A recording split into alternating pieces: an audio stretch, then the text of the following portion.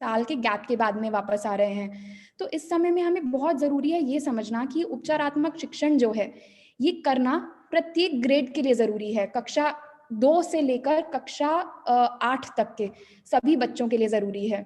तो अगर अब इसमें हम सफलता पा लेते हैं, अगर हम इसे 100% तरीके से इम्प्लीमेंट कर लेते हैं, तभी जाकर हम आगे सामान्य शिक्षण शुरुआत कर सकते हैं। तो इसीलिए हमने पिछले महीने के यूट्यूब लाइव में भी इस बारे में बात किया था और इस महीने दोबारा बात कर रहे हैं। इस समय में कई तरह के डाउट्स हैं जो हमें आप लोगों से सुनने को मिले, तो उन सब को कोशिश करेंगे कि आज के सत्र में हम एड्रेस करें। तो सबसे पहले 4 बातें हैं जो आज के सत्र से आप जान पाएंगे। पहली बात, उपचारात्मक शिक्षण करना कब है। दूसरा, इसको करने के लिए आपके साधन क्या-क्या हैं।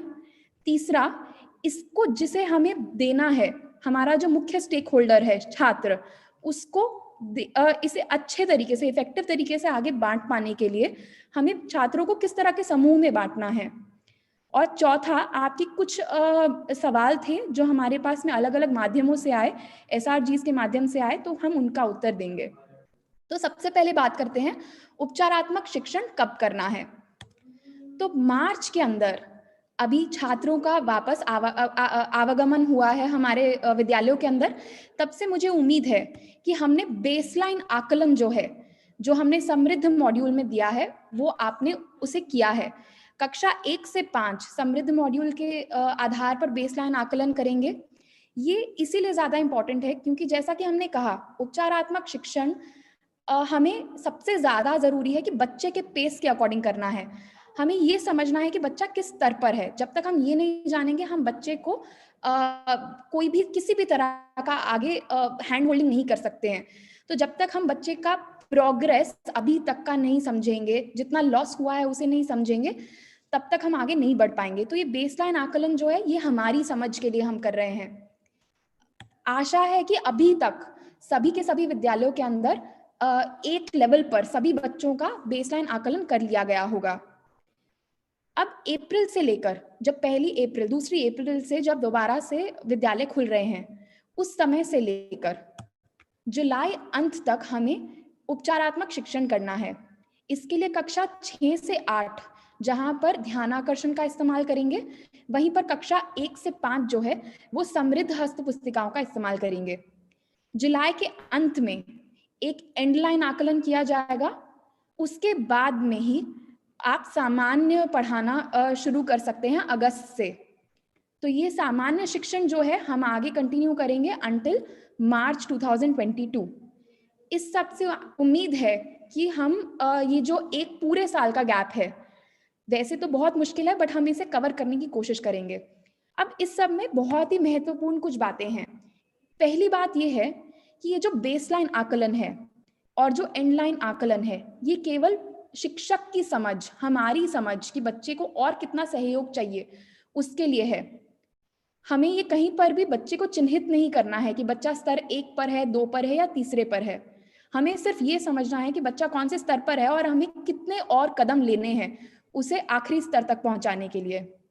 दूसरी बात, कक्षा स्तर पर पढ़ाई जो आपका सामान्य शिक्षण है, उस स्तर की पढ़ाई तब तक शुरू न की जाए जब तक आपको ये नहीं लगता है कि एंड लाइन के अंदर जो अधिगम है उनको बच्चे ने प्राप्त नहीं कर लिया है।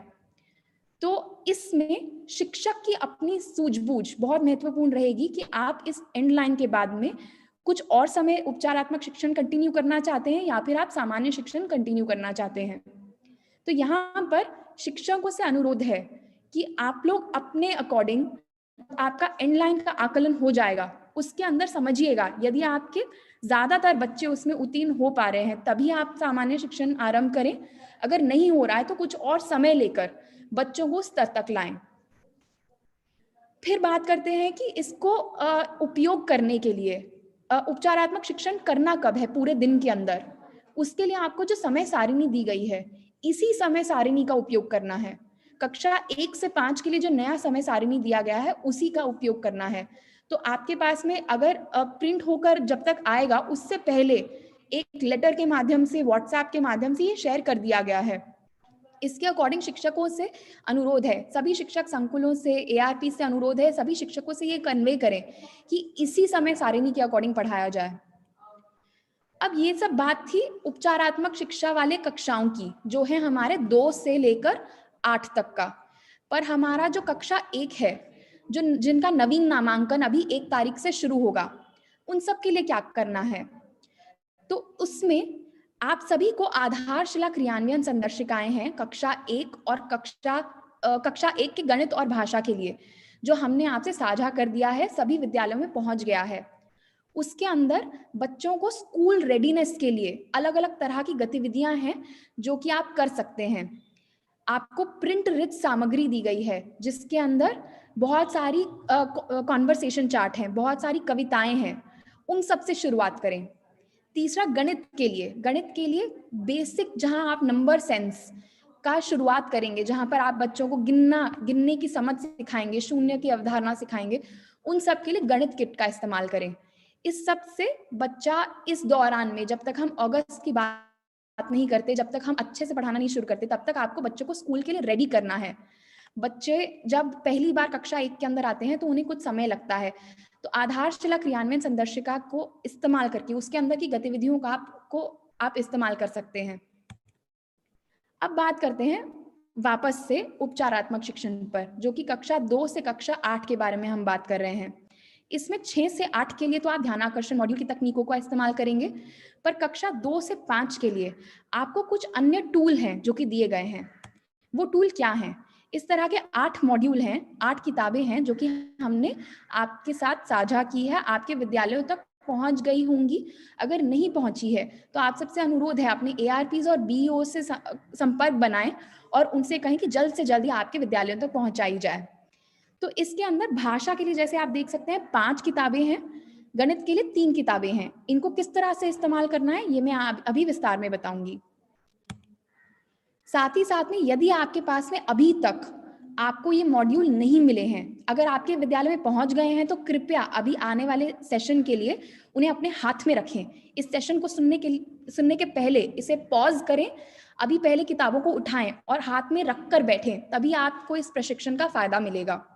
और अगर आपके पास में अभी तक ये विद्यालय में नहीं पहुंची है, तो ये एक लिंक है जिसको आप अगर अपने व्हाट्सएप पर टाइप करेंगे या अपने ब्राउजर में टाइप करेंगे, तो इसके अंदर आपको पीडीएफ मिल जाएगा, साथ ही साथ में गाइडलाइन भी मिल जाएगी, जो कि हमने यहाँ एसपीओ से आप तक भेजी है कि इनका इस्तेमाल कैसे करना है। तो आशा करती हूँ आप इसका यहाँ पर स्क्रीनशॉट ले सकते हैं। यहाँ पर इसको मैं उम्मीद करती हूँ सभी लोग इस लिंक को खोल करके देखेंगे, कोशिश करेंगे। यदि आपके पास में असमृद्ध मॉड्यूल नहीं है, अगर आपके पास में है, तो इस समय पर ये अच्छा मौका है कि आप ये किताबें उठा लें, ताकि आने वाले सत्र में आपको समझ में आए कि उसको इस्तेमाल कैसे करना है। अब बात करते हैं कि भाषा के अंदर कौन सी कक्षा में कौन सी किताब इस्तेमाल होनी है। तो इसमें कई चीजें हैं जो हम आपको बताएंगे। जैसे आप देख सकते हैं, हर कक्षा के अंदर कौन सी शिक्षण संदर्शिका का इस्तेमाल होगा, पहले मैं ये बताऊंगी। फिर अभ्यास पुस्तिका कौन सी इस्तेमाल होगी वो बताया जाएगा। फिर ये बताया जाएगा कि बेसलाइन आकलन और एंडलाइन आकलन करना है या नहीं करना। तो यहाँ पर सबसे पहले आपको ये समझना होगा कि ये जो कक्षाएं हैं, ये कक्षा 1 अप्रैल से मान्य होगी। तो वो बच्चा जो कि अभी तक आपके पास कक्षा 1 में है, वह कक्षा 2 में हो जाएगा। ये उसके अनुसार बताया जा रहा है।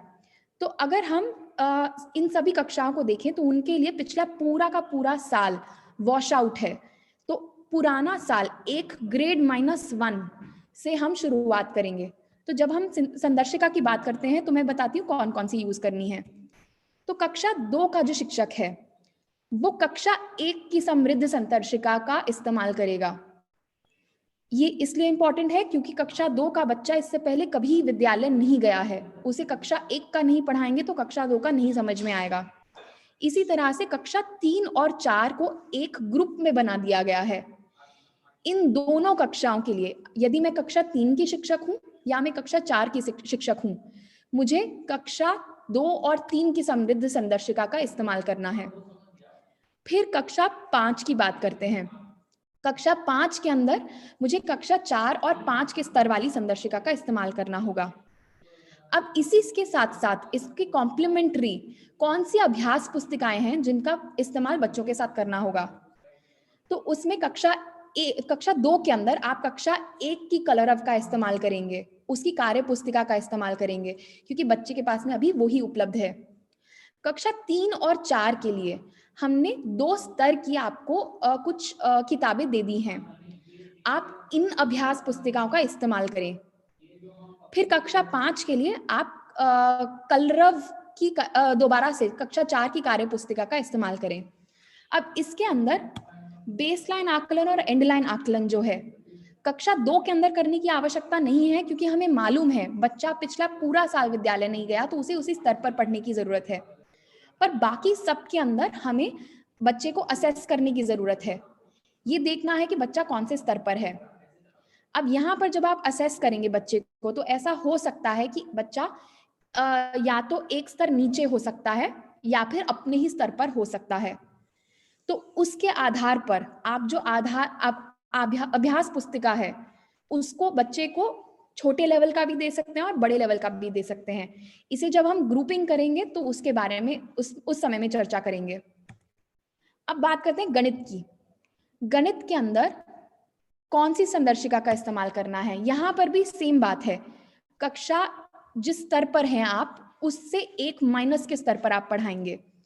तो कक्षा 2 के अंदर आप स्तर 1 की संदर्शिका का यूज करेंगे, कक्षा 3 के अंदर भी आप 1 की संदर्शिका का इस्तेमाल करेंगे, क्योंकि इन दोनों को एक ग्रुप माना गया है। कक्षा 4 के अंदर और कक्षा 5 के अंदर भी एक ग्रुप माना गया और इसके अंदर स्तर 2 की संदर्शिका का इस्तेमाल होगा।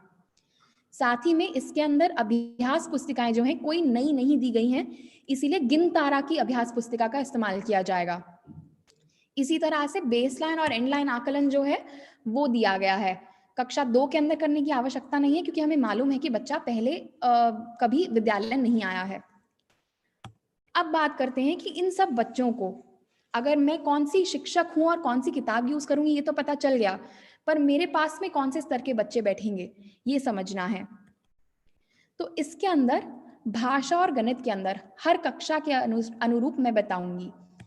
तो पहला है कक्षा 2। कक्षा 2 के अंदर, क्योंकि हमें मालूम है कि बच्चे का स्तर, सभी बच्चों का स्तर लगभग एक बराबर रहेगा, इसीलिए कोई ग्रुपिंग नहीं की जाएगी। कक्षा 3 के अंदर बेसलाइन क्योंकि आपने किया है, उसके आधार पर स्तर 1 या स्तर 2 मिलेगा। स्तर अगर 1 है तो उसे स्तर 1 की कार्य पुस्तिका दी जाएगी, स्तर 2 है तो उसे स्तर 2 की कार्य पुस्तिका दी जाएगी। इसी तरह से कक्षा 4 के अंदर भी होगा। अगर बच्चा स्तर 1 पर है बेसलाइन के आधार पर, तो उसे 1 की कार्य पुस्तिका दें, अगर 2 पर है तो 2 की। साथ ही में कक्षा 5 के अंदर भी इसी तरह से पढ़ाया जाना है। यदि आप संदर्शिका को पढ़ेंगे तो वो बताता है कि आपको 2 स्तरों में अगर अपनी कक्षा को बांटना है तो किस तरह से पढ़ाना है। अब इसके अंदर आप शिक्षक के ऊपर है, यदि आपका विद्यालय जो है वो कम शिक्षकों का विद्यालय है, 5 से कम शिक्षक हैं, तो उसमें आप बच्चों को आगे पीछे एक दूसरे के कक्षा में भी कुछ समय के लिए बिठा सकते हैं। जैसे ही उसका वो स्तर कंप्लीट हो जाए, उसे अपने लेवल पर लेकर आना है। बच्चे को अपने स्तर तक पहुंचाना बहुत आवश्यक है। सिमिलर तरीके से गणित के अंदर अगर बात करें तो कक्षा 2 के अंदर कोई ग्रुप नहीं बनेगा, कक्षा 3 के अंदर भी कोई ग्रुप नहीं बनेगा, क्योंकि हम कक्षा 2 और 3 को एक ही ग्रुप की तरह मान रहे हैं। कक्षा 4 के अंदर बेसलाइन के आधार पर आप स्तर 1 या 2 डिफाइन करेंगे, कक्षा 5 के अंदर भी सेम तरीके से होगा। अब इस सब के अंदर कई तरह की बातें आती हैं जो आपकी तरफ से प्रश्न आते हैं। तो उसके अंदर सबसे पहला प्रश्न हमारे पास में कई बार आया है कि ये जो समृद्ध मॉड्यूल है, इसको यदि हमें 100 दिन के कैंपेन में पूरा करना है, तो इसके अंदर केवल 8 या 10 हफ्ते की शिक्षण योजना क्यों दी गई है? इसका मायना ये है कि आपके पास में पूरे 100 दिन भी नहीं, आप ये मानकर चलें कि आपके पास में जुलाई तक का समय, और जुलाई भी अगर कम पड़ता है तो उसके बाद का भी समय है, जिसके अंदर आपको बच्चों को कम से कम इन शिक्षण योजनाओं का कार्य पूरा कराना है। इसके अंदर गति जो है वो हमारे अनुसार नहीं, बच्चे के अनुसार चलेगी। यदि आपकी कक्षा का स्तर बढ़ता चला जा रहा है तो आप जल्दी जल्दी भी बढ़ सकते हैं, यदि बच्चों का स्तर नहीं बढ़ रहा है तो आप और समय ले सकते हैं। दूसरा चीज, ये फैसला कि आप ज्यादा समय लेंगे या कम समय लेंगे, ये आपके द्वारा किया जाना है, ये शिक्षक का फैसला रहेगा। क्योंकि अपनी कक्षा को केवल आप जानते हैं। फिर 5 या 5 से कम वाले शिक्षकों के संख्या वाले विद्यालयों के अंदर हमने जो ग्रुपिंग दिया है वो सांकेतिक है। उसके आधार पर आप बच्चों को मिलाकर के कक्षा को मिलाकर के पढ़ाना है या अलग-अलग करके पढ़ाना है, वो आप समझ सकते हैं। पर कौन-सा कार्य बच्चे की तरह बच्चा कहाँ बैठेगा वो आप अपने अकॉर्डिंग देखेंगे। पर बच्चे को कौन-सा कार्य देना है, वो सांकेतिक ग्रुपिंग के अकॉर्डिंग किया जाएगा, जो हमने अभी आपको बताया है। फिर क्योंकि अभी 50% उपस्थिति है बच्चों की, इस कारण में आवश्यक रहेगा कि आप बच्चों को गृह कार्य